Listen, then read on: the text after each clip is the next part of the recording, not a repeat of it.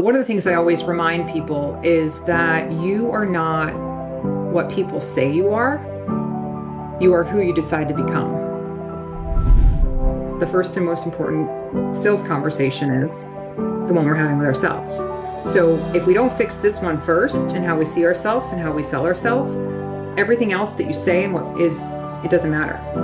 And so if you want your people to perform better, if you want to perform better, it starts here.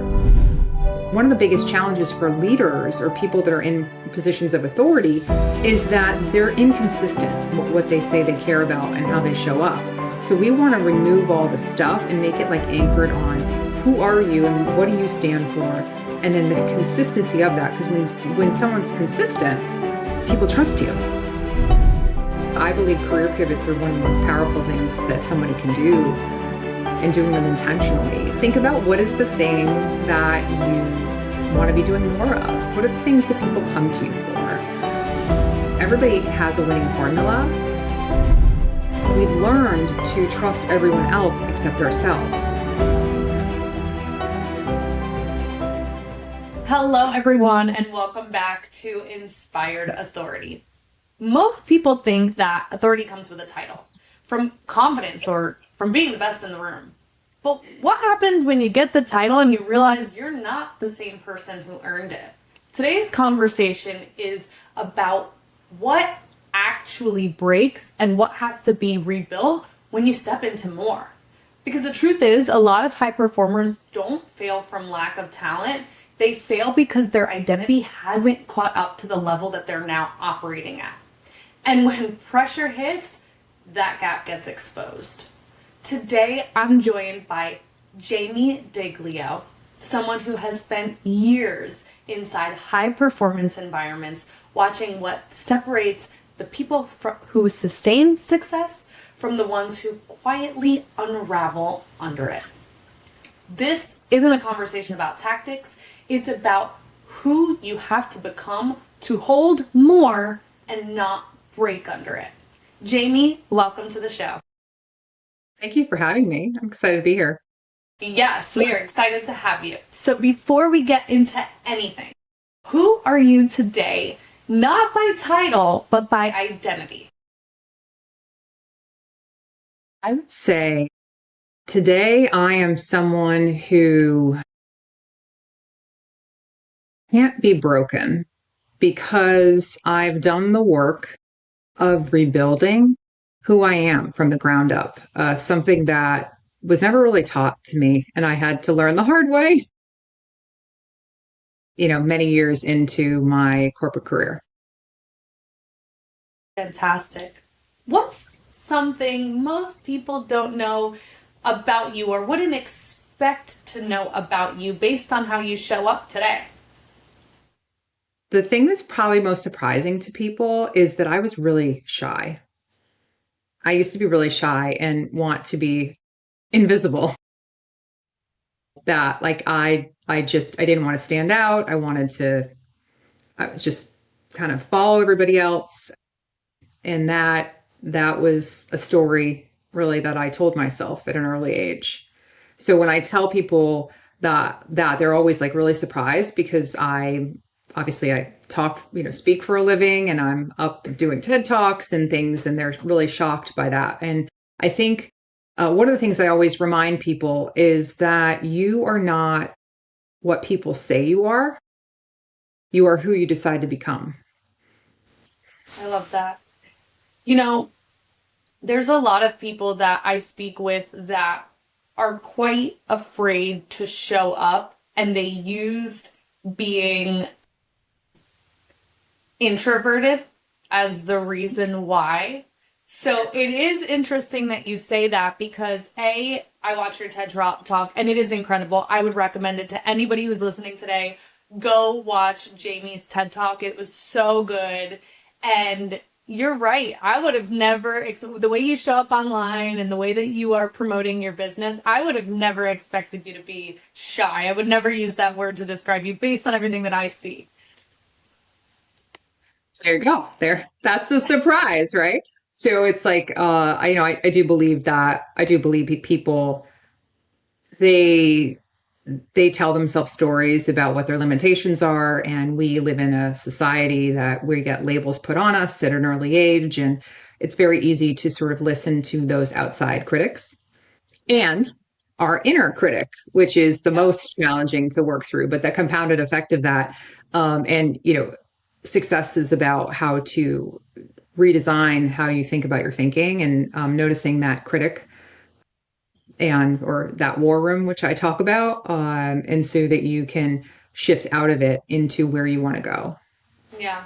So for context, will you share with everybody about a little bit about your career and kind of where you started and where you came from and how you got to who you are today? Yeah, sure.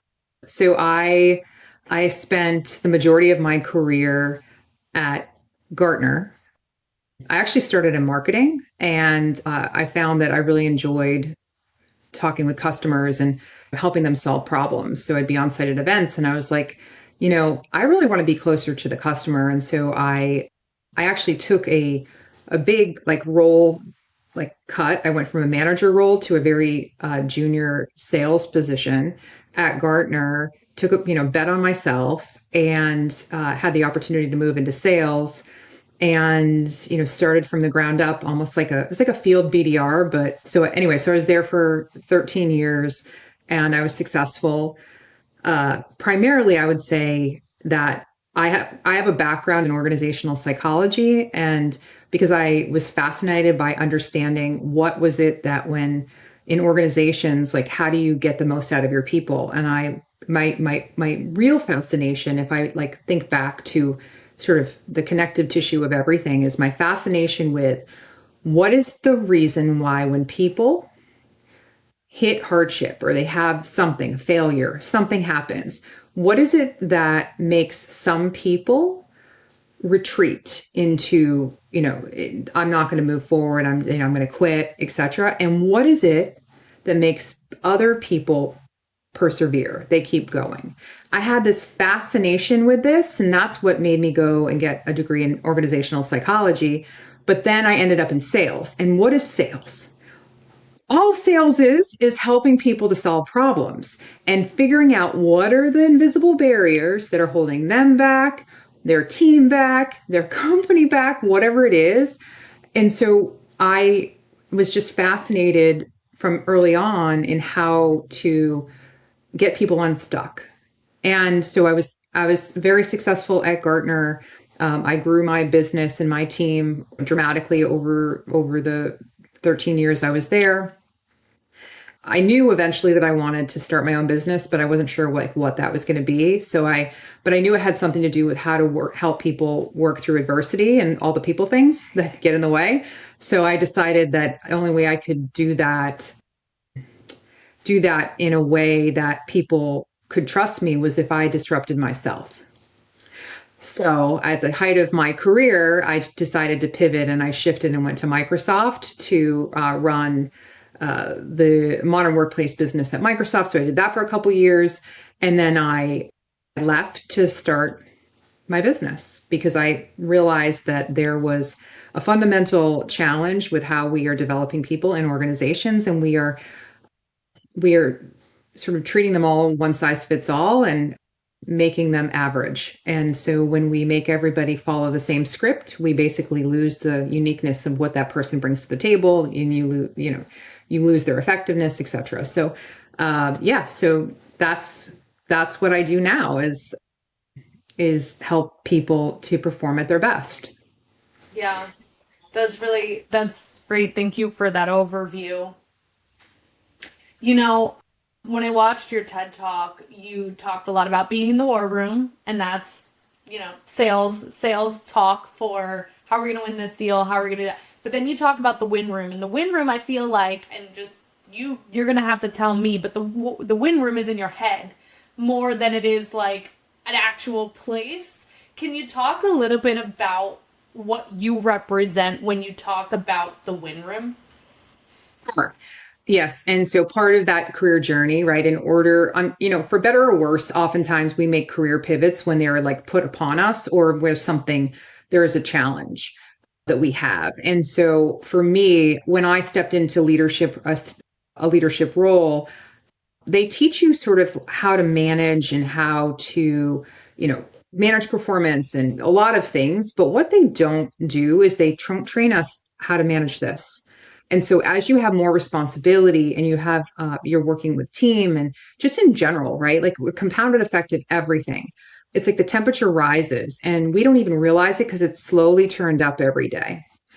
And so for me, this realization where I, had a burnout breakthrough where what happened for me, because we're going to keep it real here, was that I was managing a team. I had 2 young kids and I was at a client lunch, important meeting, and I lost feeling in my legs. And I couldn't feel my legs from the waist down. I went to the hospital, had all the tests done, and the doctor said that I was fine and that what I was experiencing was a stress response in my body. And like some people have heart attacks, some people get migraines, some people have sinus stuff, some people have stomach stuff. For me, it was my legs. And so it was this big wake up call of like, what is happening to me? And what I realized was that it was a representation of me not knowing where I stood, literally and figuratively, like who I was. I had been in an environment, which I think a lot of corporate environments where they focus a lot on what you're not doing well instead of what you are doing well. And so there's always this comparison. You're constantly comparing yourself to everybody else. And our brains are wired to focus more on what we're not good at than what we are actually good at. And the reason why is because the things that are each of us we're uniquely good at, they're easy for us. Right? This is like our hidden talents. These are our talents that we're really good at, but that we forget that other people can't do it. So we tend to overemphasize the things we're not good at. And that comparison is, when you're in that comparison, in that head trash and self-doubt, all the things that we're wired for worry. And so when we're in that space, and the idea is that every moment of the day, we're living in one of 2 rooms in our head all the time. And so on one side is our war room. It's where we work against results. Or if we're talking to revenue leaders, I say working against revenue. It's where we doubt ourselves, we self-sabotage, we focus on our weaknesses, we compare ourselves to everybody else. When we're in our war room, we are losing money. We're losing money. We're losing trust with ourselves. We're not showing up effectively with our customers in any interaction because we're in a story in our head of lack. And of just our energy is not there because that's where we're operating from. Okay. So now on the other side is what I call our win room. And our win room is the space where we focus on what I need. It's where we're clear on our goals, our values, the direction we're going in, our strengths, the things we're good at. Most people live in the war room the majority of the time because they have not identified their win room. So when I talk to someone and say, what's going on? They're like, well, I'm unhappy. I'm unhappy with my career, or I'm unhappy with this or that. And I will say, got it. I understand. So what would success be? And they never know. They haven't defined it. So they're basically sitting in their war room complaining or unhappy or dissatisfied with their success. But they haven't defined success. So what we do, the idea is that it's a muscle, it's a choice. And the first step is noticing the head trash, right? When we start this, what is the thing we tell ourselves? Mine is always, I'm not smart enough. Okay. So we notice it, and we want to notice the head trash because we can't change it if we can't notice it. So we got to notice it. We want to normalize it. Because we're wired for worry. We're wired, like this is normal. If you're a human, you have head trash. So any leader who says that they don't have head trash is lying to you. Okay, I've worked with lots of leaders, people across the board. Everybody has head trash. So the noticing, the normalizing, and then the neutralizing. So the idea of the neutralizing is the shifting of the data or the information about yourself, your strengths, your values, all the things, all your accomplishments, all the things that you're dismissing over here. We bring that out and we need to anchor it. And like, think about it as a room. What would that room look like? That future you. How do you show up? How do other people see you? the direction you're going in. And like you have a choice every day. And in the win room, you're making money because you're clear, you're confident, you're articulate, you know who you are. And so the idea is we want to shift from this side to this side. And when we do, to your question around this is it's here, but then it also is how you show up in the environments you're in, which you're creating more win room environments. So, but it all starts here because everybody on your team, right? They all have their own war room or win room too. So how do we get more people in the win room? And when I'm talking with business leaders, I'm saying every moment of the day, your people are losing you money or making you money. We need more people in making you money because they're in their win rooms, because they're clear in where they're going. They understand why they're doing what they're doing. They understand like their purpose, their meaning. So this is the idea of the war room and the win room. We want them to make the shift. And then once we do that, that's where performance rises. It's like, think of it as like almost like a resetting of your operating system. How are you operating every moment of the day? And most people are completely unaware that they're stuck in the war room. Yeah, that's so good. I love it. So, one thing that I've noticed as well is people who have defined success are able to actually go out and find it and create it for themselves, because what success looks like to the world is very different than what success looks like to our own, to ourselves. But most of us haven't defined what does success look like for me. And here's the other big thing that keeps coming up that I'm seeing is as we grow up or as we're young in our career, we think we want one thing. And we've like defined ourselves based on probably what everyone told us success looked like. And then we get to that point, that burnout breakthrough you mentioned, where we're like, hold on a second. I'm people pleasing. I'm doing all of this stuff for validation. None of this actually makes me happy. Like, this isn't what success looks like. But it does take that realization, the notice piece, to be like, oh my gosh, I'm so misaligned. Like, I'm going in the wrong direction. Yeah. Where do you see people outgrowing the identity maybe that they once had when they started their career, or an identity that maybe actually wasn't defined by them? Where do you see people outgrowing this identity the fastest and not realizing it? Meaning that where they're like they've fallen into the war room and they're like, I need a shift. Yeah. Like, how do they bring realization to the fact that, like, oh my gosh, I'm so misaligned? I think it's well, I mean, I don't want to put a number to it, but usually in the mid 30s is, and So when good. people will come to me and they'll be like in this like crisis of their career. And I'll like, got it. Well, how old are you? I'm 35. Okay, got it. Makes sense. I mean, I was 35. Yeah, I was with 36 when I had my breakthrough. And, sort of like, what am I doing with my life? And, sort of like knowing that there's something else.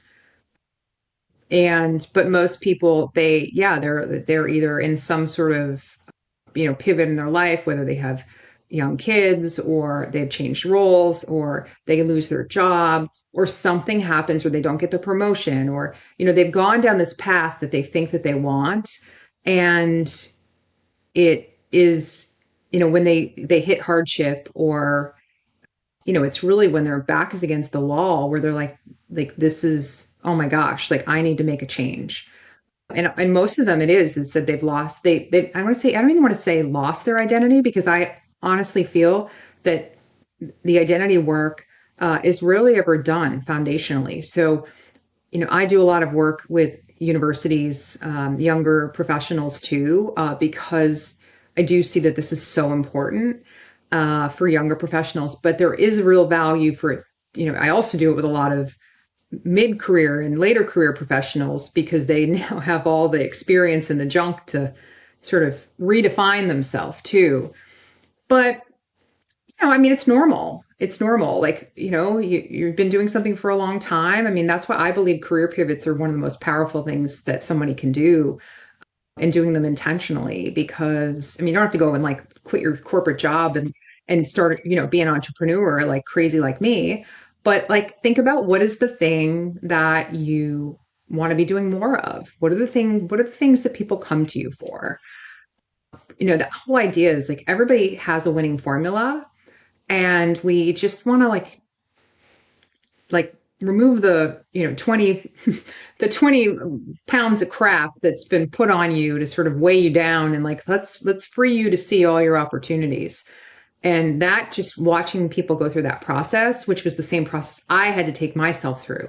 I mean, I built the win room because it was what I needed. And that's what win stands for, what I need. I needed it. And I didn't see anywhere to like help me to get it. So that's why I didn't even know I was building it at the time, but through the crisis of what I was going through, which I really couldn't talk about because you don't talk about being burnt out and you're a leader. Like, it's way more acceptable now. This was like 11 years ago, 11, 12 years ago.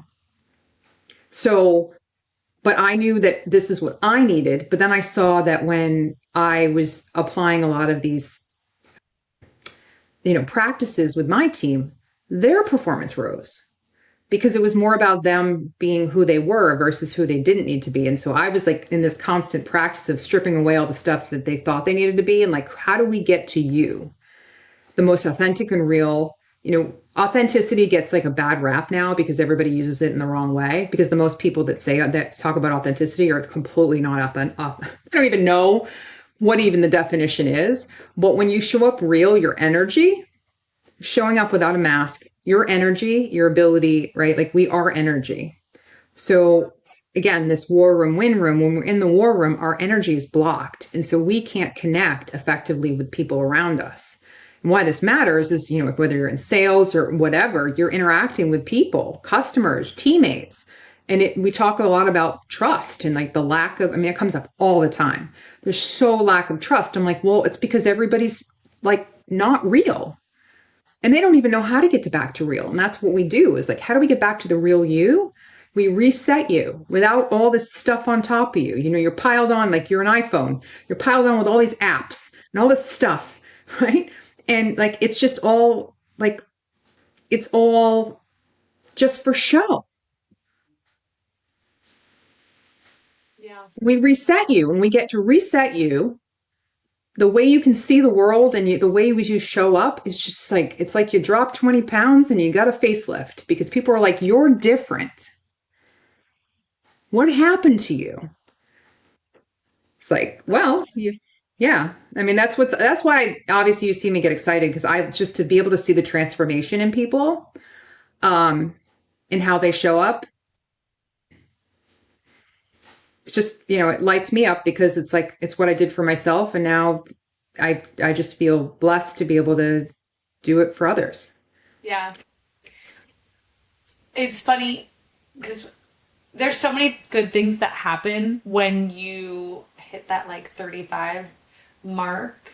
I hear the 40s are the best. I'm not quite there yet, but I hear that the 40s are the best because you kind of stop giving an F about what people think. Right. But I do think that it's like kind of like mid 30s where you start to feel like, I think I'm going in the wrong direction. Yeah. And I'm seeing it time and time again. I'm in this algorithm because of what I do with Inspired Authority. I'm in this algorithm on LinkedIn where I'm getting the influencers who are hitting that I need to career pivot because what I've been doing is no longer serving me. And I'm watching it and I'm like, this is so interesting, because I just want to say it out loud. We're not alone. Right. We're not alone. If you're feeling this way, and if you're in your mid 30s and you're feeling confused, you're feeling misaligned, you're feeling like you're going in the wrong direction, just know that you are not alone. And that is why we're having this conversation here. So you mentioned having intentional career pivots. Can you talk a little bit more about that? Because I do think career pivoting in general is a scary thought for a lot of people. There are some people who jump all the way in the water, they quit their job, they become an entrepreneur, whatever it may be. And then there's some people who like kind of try and do it. Maybe they get some new hobbies, things like that to start to fill their cup. What does an intentional career pivot look like for somebody who is needing one? Yeah, great question. So if you think about it, it's like having a career strategy.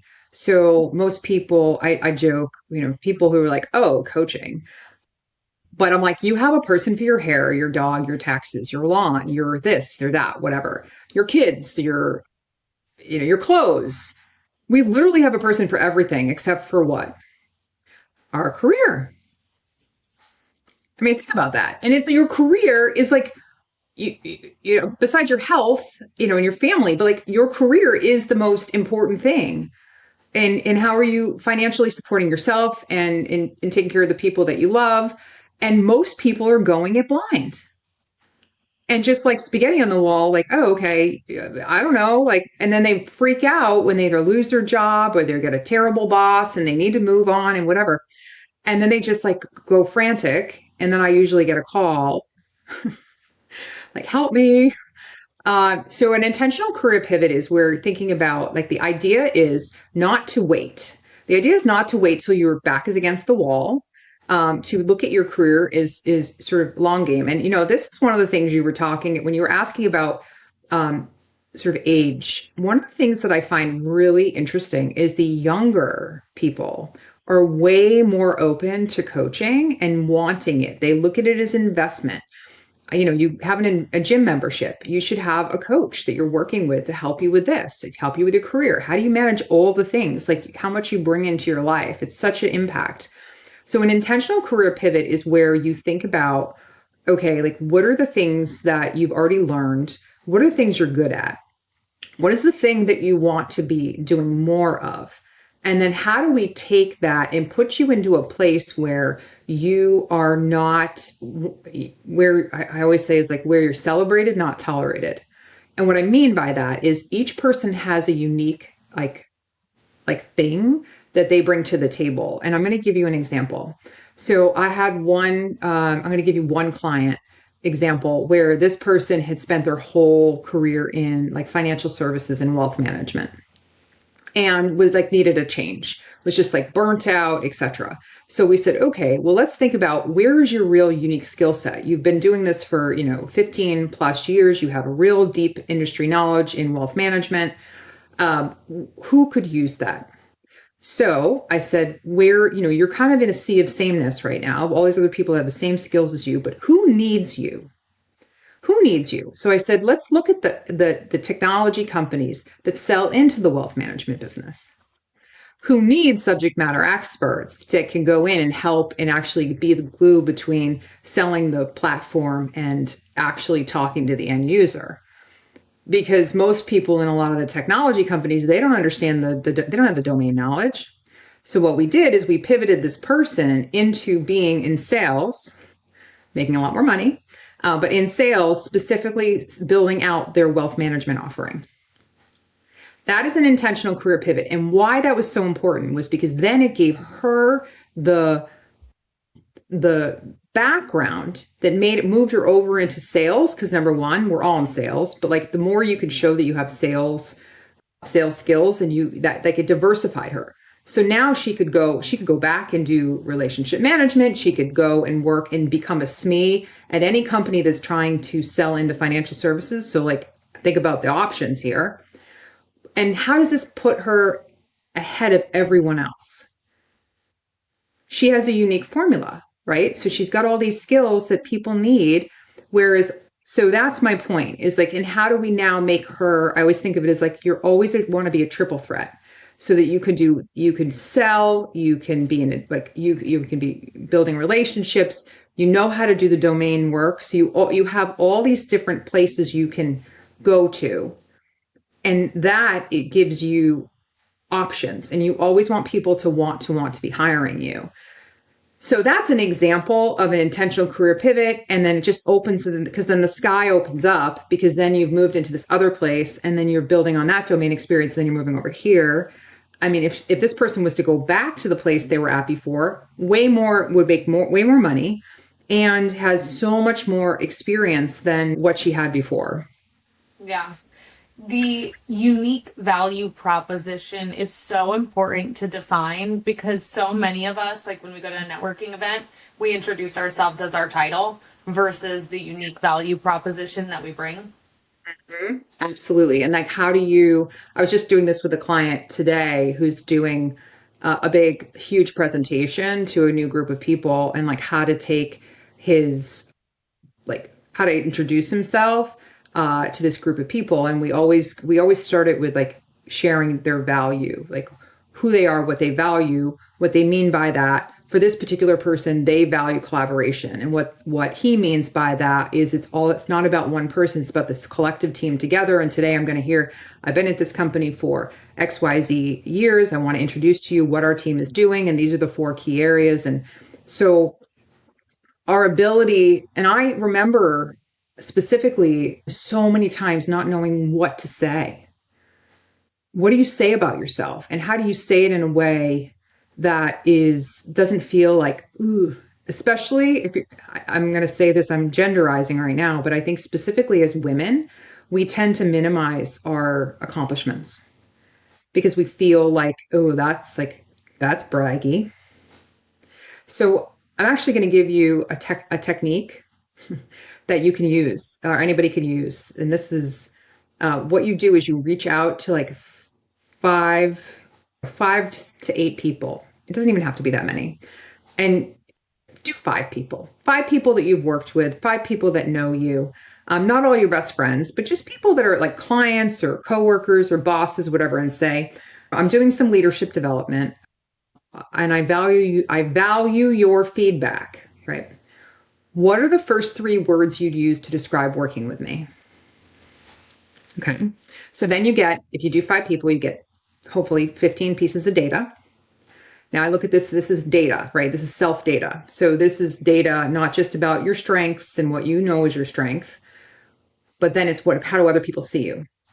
So therefore, then you have this data of what people say about you. And you can, in any moment, when someone says, tell me about yourself, you can say, well, the people who work with me say they really appreciate that I'm focused on delivery and that I'm all about impact and getting it done.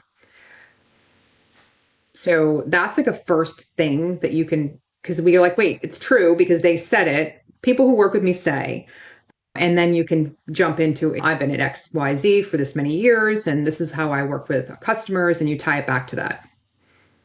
That's really Different, good. right?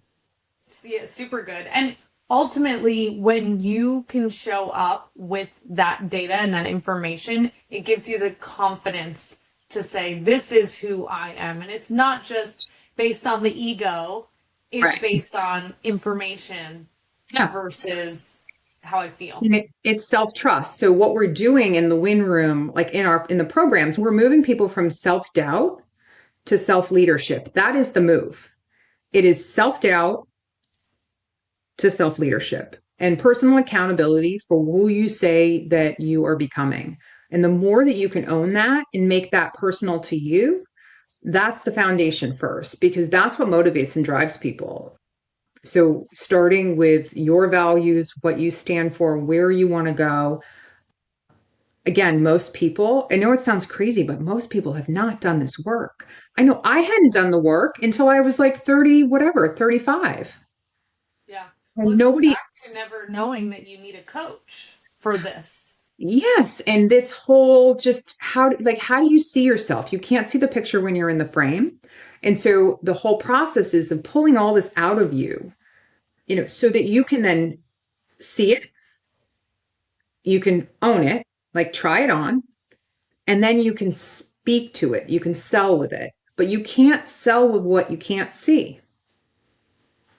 And so this being of who are you being and standing in who you are, not in who you're not. So back to your point around like all the things that we think we're supposed to be, instead of being super clear and crisp in who we are and then attracting the people that want to be around people that have the same interests or want people like you, not because you're completely filled with all this stuff of trying to be like this and this and this. And by the way, majority of the people is that are like doing, you're looking at all these people and you're going, oh, they're doing so much better than me. Not true, right? Because you have no idea what's going on in their lives. So you're comparing yourself to the highlight reel, not the real reel. You're only seeing the things that they want to show you, but you're not seeing what's actually going on. And we know the majority of people are dissatisfied or unhappy. They might show that they're happy, but they're not. Yeah. Happiness starts, like you said, like what is success? It's one of the first things I ask in any of my workshops or any of my coaching. What's your definition of winning? What's winning, right? What is success? Your definition, not society's definition, your definition, because we know that some of the most successful people out there are miserable. Yeah. Because they followed a path that's not theirs. They followed someone else's path. So we want you to follow your path, which is going to be the path to your success, your unique path that you're designing. Yeah. So there's a lot of things that you brought up that lead me to the question about narrative. In life, there's a lot of narratives that drive our behaviors. And ultimately, a lot of the time, the narrative is made up, it's false, it's not accurate. So, like you talked about just before, in terms of like, let's brain dump, let's understand all of these different aspects. What is success? What's getting in the way of it? Where are we misaligned? Those are all the things that I think about when it comes to narrative. When you think about narrative, how do you see it showing up in behaviors, not just mindset? Well, it's the story. I mean, what's a narrative, right? So the way I define narrative is like it's the story that you tell yourself. And so I'll give an example how it shows up. I was working with a company and with someone, and this person immediately said to me, I'm terrible at public speaking. I am terrible at public speaking. And I was like, tell me more about that. And so that was like an example of the kind of to what you were saying before, like about being introverted, right? Or, have like whatever the thing is that they say, like this label that they have on themselves. And it's like a protective label of who you're being. And we actually become, I mean, all we are like every day, moment of the day is like the majority of everything that how we think, how we behave is habits. And a lot of times the things that we become addicted to the things that we hate about ourselves. We don't like, do you really want to not be good at public speaking? But you just keep telling someone this. And so it's this ongoing habit. And like it actually, this is why people can't change, is because they're stuck in the feelings and the emotions of the things that they don't want. So they're just like in this repeated habit. But like that's an example of like showing up and saying, oh, immediately, well, I am not this. And I'm like, we've heard this before, is like, no, we reframe it to I am not a good public speaker yet, or I have not worked on public speaking yet. And so how to shift that if you do want to become better at public speaking. But now that I'm saying this, now just like be around, and this is the noticing piece. So anybody who's listening to this, I want you to like now, when you're in conversations with people, notice all the negative stuff they say about themselves. And the chances are you're doing the same, but the more that you can notice it with other people can start to help you with noticing, okay, well, how do I not do that? How does that sound to me? And a practice of this too is like we write out our war words. So, and I told you, I work with a lot of leaders and across the board, it's all the same. And I always show this like slide of, what if they find out I don't know what I'm doing? Like I'm not smart enough, all this imposter syndrome stuff, all leaders. But But what are your win words? So we've got your war words. These are the habits, the patterns you have. Mine, I told you, is mine. I'm not smart enough. So anytime where I'm like, oh, like that's the self doubt, I got to notice to be like, stop it, get over here. This is, so we have to like write it out. Like, so writing out for yourself, like, where do you want to go? What are the things that are holding you back? So then you can now notice and have guardrails for how do I make the switch? Get out of this. This isn't going to go away. I mean, as a human, you were wired to have the head trash, right? Like it's not going to go away. But the difference for high performers, because we're talking about how do you get to high performance? The difference with high performers is the amount of time they stay here. So we want it. It's okay to see it because we want the contrast. Nope, not going over here, going over here. What do I want? I want to lose 5 pounds. Okay. I want to lose 5 pounds. Okay. Cookie. No, no cookie over here. Celery, like it's just, I mean, like just what is the choice? You're saying no. What do you want? What do you want? Specifically, the more specific you can write it out so you can then make the choice. All it is, success is a choice every moment of the day. And we make it so complicated, but it's not. It's just making a decision. I get it. It's hard. It's simple, but it's not easy. Yeah. Right? Because we're working against our habits.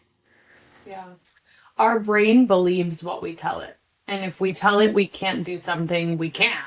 And if we tell it we can do something, we can. Right. So yeah, like exactly 1,000%. So like, let me ask you a question, if you don't mind. Yeah. What is your best attribute? My best attribute, I like to say I am very curious. I'm a question asker. And so ultimately it makes me growth mindset oriented because I'm always trying to learn. Okay. What is something you'd want to change? Something I want to change because it's on my mind. I want to like working out more. So going back to telling ourselves something, I go and I'm like, oh, I hate working out. But if I go and I'm like, oh, I love working out, then maybe I'll do it more. Right. Okay, perfect. So now you are someone who is intentional about this. Most people, they would have a hard time coming up with their attribute, their positive, and would have a laundry list of the negative. Yeah, I Right. know. I mean, I know because you do this kind of work. So, but as people are listening, and if you ask yourself that question, what's the truth? What would you say? And then, so how getting some help to be able to see it and pull it out of you so you can actually really see it. Yeah, Right. So you can't sure. you can't be it if you can't see it. So how are you being every moment of the day? How are you showing up? And for people who are in leadership positions, and I'll argue that we're all I always say like we're all in leadership positions regardless of our title because we're all leading ourselves. We need to be leading ourselves first. And depending upon the domain in every conversation, if we're talking about war room, win room, self-doubt, whatever, like I'm leading the conversation. But when we go over just for example, running this podcast, and I go, okay, so, well, who's got the domain running a podcast, leading a podcast? Oh, well, that's you. We're going to step over to you. You're leading the conversation. So if we're thinking about all the time, when are we leading and following? And it's the same thing with where we're always leading and we're always selling. And people go, I'm not in sales. Everyone's in sales. Yeah. And the first and most important sales conversation is the one we're having with ourselves. So if we don't fix this one first and how we see ourselves and how we sell ourselves, everything else that you say and it doesn't matter. Yeah. That's the reset. That's the thing. That's what drives the performance. And so if you want your people to perform better, if you want to perform better, it starts here. It's not with getting another tool. It's not getting all that stuff. Yeah. It starts here. That's so aligned with inspired authority. You can't get to external authority until you work on internal authority. Now, when you think about a real reset, you talked about, and I wrote it down, you talked about resetting the operating system earlier. What does a real reset look like? Not the highlight version, but the uncomfortable version. What does that look like for people? It depends on the situation, but like maybe they're being asked to step into a new role and like, or something's changed. And so that reset looks like they're in fear. So they're in fear of what they don't know, what they haven't done before. It's something new. This is why change is always so hard, and how we manage change in organizations is backwards. But where there is this they're stuck and they're not knowing how to think about how to move forward. And so it's this resetting of how they see themselves, which is this like almost always this, oh my gosh, like I never like noted, like I never saw this all together, because like how you pull it all out of them and then sort of help them to see how it all ties together. And so that they can trust it, because it's the self-trust, right? Like, or that self-doubt, or like we've learned to trust everyone else except ourselves. And so when I talk about AI, I said this in my TED talk, but like when I talk about the real AI, your AI is your aim and your intention. Your aim and intention in everything you do.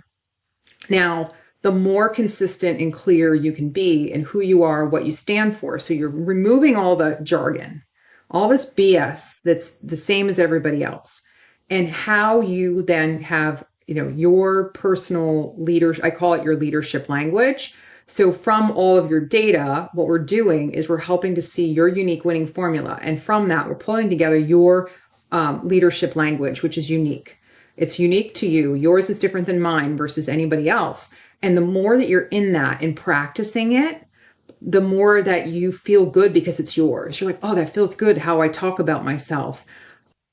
And consistency. So when one of the biggest challenges for leaders or people that are in positions of authority is that they're inconsistent in how what they say they care about and how they show up. So we want to remove all the stuff and make it like anchored on, who are you and like what do you stand for? And then the consistency of that. Because when someone's consistent, people trust you. I mean, it's pretty simple, right? And then knowing what, and then practicing it. So watching the person step into that transformation, that reboot of how they are in their body, they're seeing themselves, they're in it, they're owning it. It's like it's a foundational, like you're bringing back your energy or everything back to yourself. And then you stand more, you're more confident. Like I have one of my clients we did the total reboot, and this person had to get up in front of a group of like 300 people and had done the same thing a year before, petrified, in a pretty senior position. And we rehearsed it. We designed the whole presentation to bring in her values and make it fun and how it like aligned to her and what she was doing. And I'm telling you, because she messaged me after and she's had snapshots of people texting her, oh my God, what happened to you? That was like, you're like a totally different person, because she was in who she was, like who she is. And so that reboot, I said to you, it's like, it's almost like you could see it in a person. Like they just look like they just look different. They're energized. They're real. We've cleaned off the messy windshield, right? We're seeing more clearly now. And it really, like I said, it's transformational in just to see what a person can become, and like all that no limits mindset. It's true.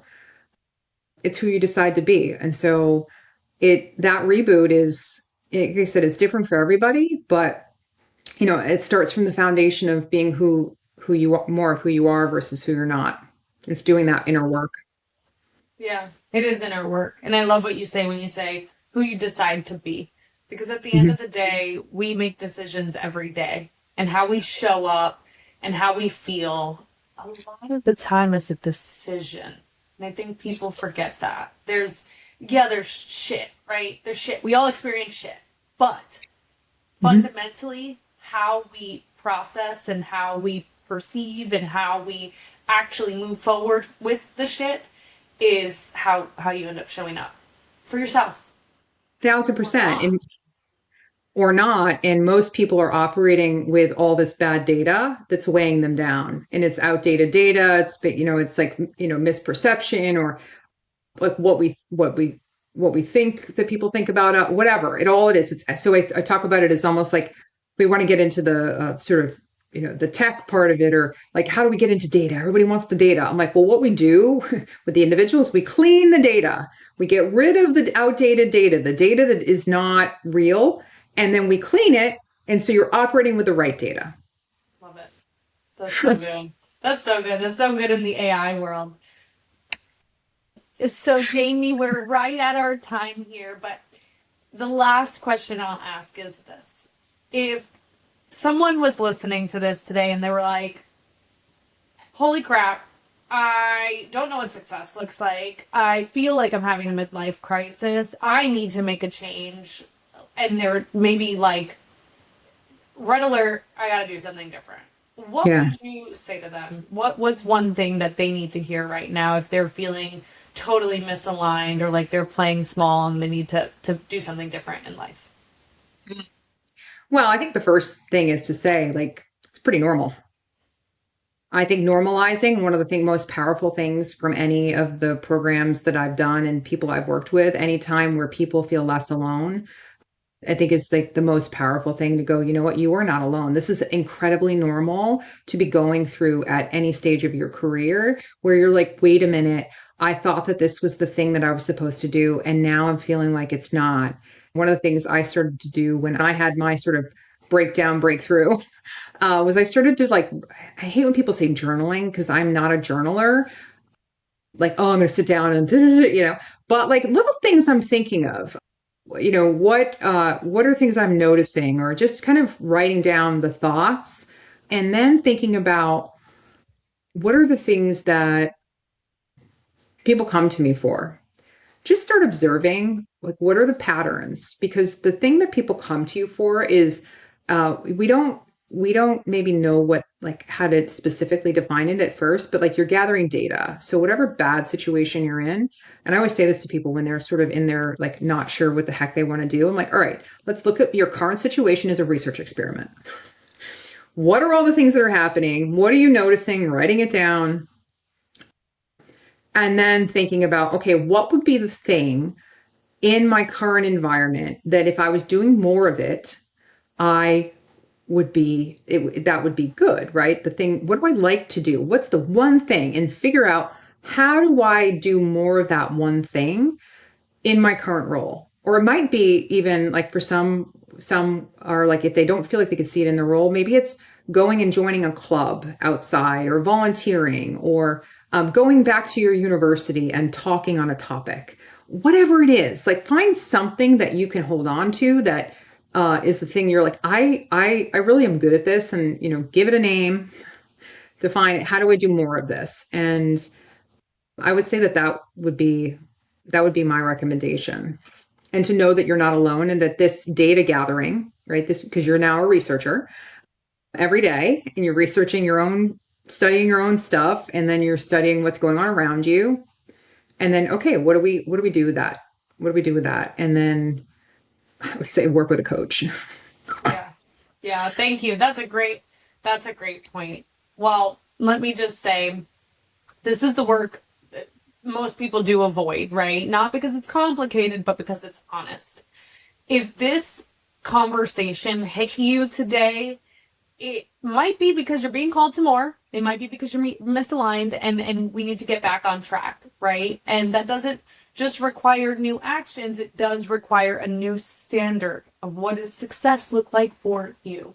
So if this landed today, make sure you subscribe, like, share it with a friend who is stepping into their next level and needs to hear this conversation and needs to hear what it takes to get to that next level. And again, Jamie, thank you for all of your insights, and thank you for sharing your perspectives. I know that this is going to help a lot of people. And as you had started in the beginning, I would never have imagined you to be shy, but I guess that's also part of the narrative that no longer is real.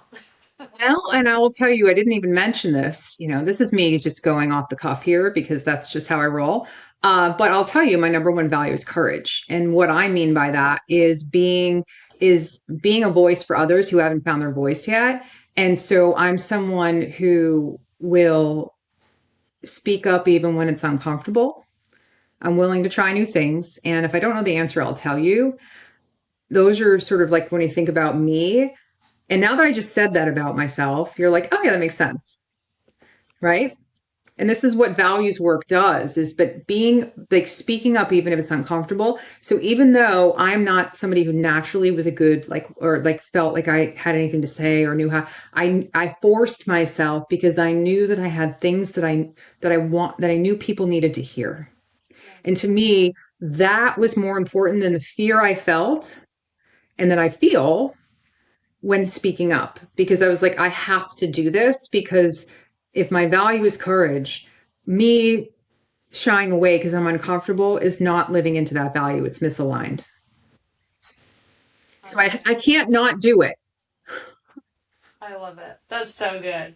Thank you again, Jamie. I Mm. appreciate it. And that was a great way for us to end. So thank you everybody for listening. If anything resonated in this episode, please let Jamie and I know. I'm going to be posting this on LinkedIn. Let us know in the comments on YouTube. We want to hear what's landed, what's resonating, so we can continue to lean into those things. Thank you again, Jamie.